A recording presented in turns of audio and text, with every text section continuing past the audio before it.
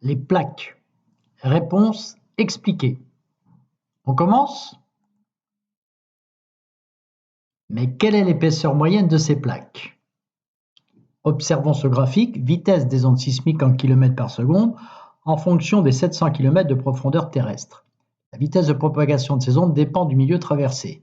Cette vitesse dépend en particulier de la rigidité des roches que les ondes traversent. La vitesse diminue lorsque le milieu traversé par les ondes est moins rigide.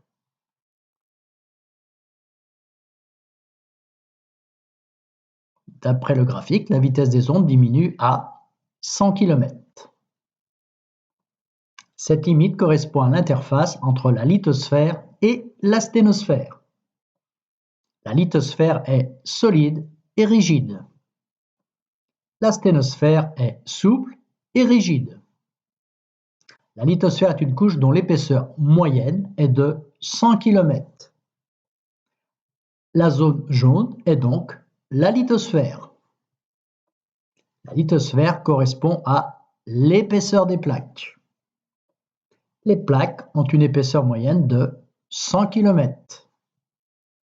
Les principaux séismes et les principaux volcans sont observés aux limites de ces plaques. La lithosphère correspond à l'épaisseur des plaques. On parle de plaques lithosphériques. Résultat, 1C, 2B, 3A, 4B, 5C, 6A, 7B, 8B, 9D, 10B.